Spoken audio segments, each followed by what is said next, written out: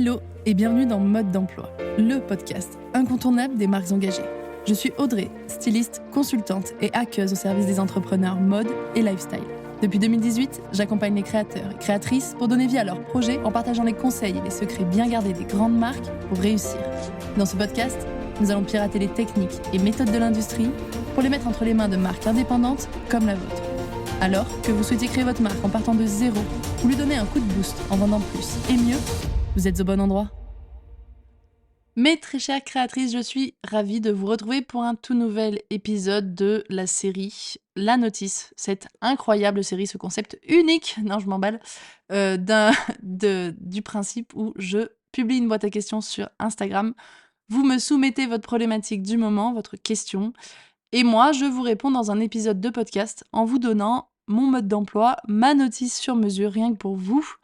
En gros, je vous dis en quelques étapes comment je ferais si j'étais à votre place. C'est un épisode court, concret, qui va à l'essentiel et qui est surtout sans montage.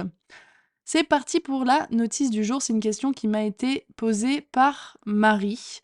La question est comment trouver la bonne styliste pour mon projet. Donc j'ai trouvé moi 5 points sur lesquels je m'attarderai si je devais choisir ma styliste pour ma propre marque. Le premier point, c'est que la personne à qui je demande un devis, les devis que je reçois en tout cas, ce soit des offres précises et bien packagées. C'est-à-dire que c'est une prestation carrée, cadrée, où je sais quand ça commence, je sais quand ça se termine, je sais quelles sont les étapes, je sais de quoi va avoir besoin la styliste pour avancer et qu'est-ce qu'elle va me rendre comme ce qu'on appelle les livrables. Voilà, je veux une offre précise et bien packagée, ça montre le professionnalisme de la styliste. Et surtout, ça montre qu'on n'est pas sur des prestations un peu à la tête du client ou un peu des prestations où ça va être flou, où je vais être un peu perdue dans la manière de procéder, dans le processus. Ça montre que la personne, elle sait ce qu'elle fait, elle sait où elle va. Et moi, je veux une styliste qui sait ce qu'elle fait et qui sait où elle va. Le deuxième point, c'est que je vais regarder un aperçu de son portfolio et je vais surtout m'attarder sur la qualité des dessins et l'aspect technique. Parce que être une styliste, ça veut pas dire faire des dessins à la Yves Saint Laurent ou à la Karl Lagerfeld où on n'y comprend pas grand-chose. Non, les stylistes freelance pour les marques de prêt-à-porter, elles font des dessins de qualité, techniques, où on comprend bien comment est construit le modèle, avec des fiches techniques là aussi qui sont détaillées et professionnelles. Pas besoin d'ailleurs que ce portfolio, ça soit sur des produits similaires à ceux de ma marque, hein. On s'en moque. Si moi je fais du prêt-à-porter femme et que je regarde un portfolio de prêt-à-porter enfant, c'est pas grave, d'accord? L'important c'est de voir si c'est des dessins de qualité et si la technique est au rendez-vous.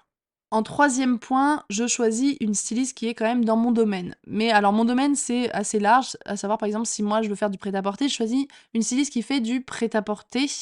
Si je veux faire de la lingerie, là aussi, j'en trouve une spécialisée. Si je veux faire du vêtement de sport, de l'outdoor ou du technique, là aussi, je trouve une styliste dans le domaine.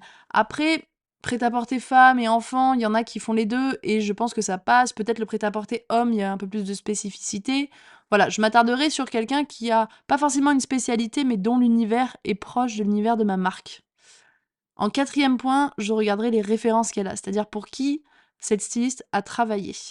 Alors là, c'est plus pour m'assurer déjà qu'elle a un peu d'expérience, un minimum, et pour voir qui sont ses clients. Alors, c'est pas obligé que ce soit des grandes marques ou des marques très reconnues, parce que c'est pas parce qu'une styliste a travaillé pour une marque reconnue qu'elle est douée.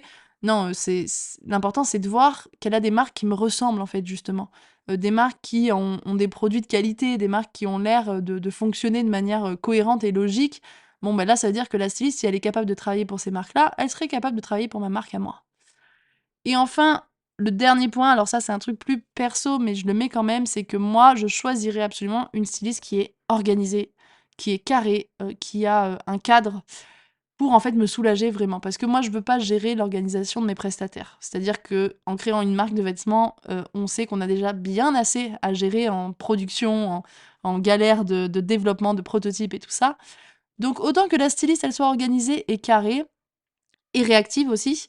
Donc je vais regarder par exemple les échanges par mail. Est-ce que quand je fais la demande de devis, est-ce que le processus derrière, il est logique et il y a un vrai processus d'ailleurs. Est-ce que quand j'envoie ma demande de devis, je reçois un mail rapidement qui me prévient de quelles vont être les prochaines étapes, de quand est-ce que je vais avoir mon devis, est-ce qu'il y aura un rendez-vous? Est-ce que si c'est une visio, je reçois le lien vers la visio? Voilà, toutes ces choses-là. Je vais vérifier que ces mails soient cadrés, que son devis, il est cadré, qu'il y a une vraie proposition commerciale, qu'elle répond assez vite, et que ça part pas dans tous les sens, en gros. Ça vraiment, croyez-moi, ça va être, quelque chose qui va vous soulager pour la suite parce que vous aurez déjà beaucoup de choses à gérer et si votre styliste, vous devez lui courir après, waouh, ça va être vraiment, vraiment problématique. Donc voilà sur les 5 points, je répète, une offre précise et bien packagée, un aperçu du portfolio, je m'assure de la qualité, technique des dessins, une styliste qui est dans mon domaine, même si j'ai pas besoin d'avoir une styliste spécialisée, mais quand même qui est dans mon domaine, des clients qui me ressemblent pour m'assurer aussi qu'elle a un peu d'expérience et je fais le choix d'une styliste qui est organisée. Voilà pour cette notice. J'espère qu'elle aura aidé Marie qui m'a posé la question et toutes les autres créatrices qui recherchent actuellement une styliste freelance. Si c'est le cas, laissez-moi un petit commentaire pour me remercier. C'est une petite récompense que je prends. Vous pouvez laisser un commentaire ou 5 étoiles sur la plateforme d'écoute de votre choix.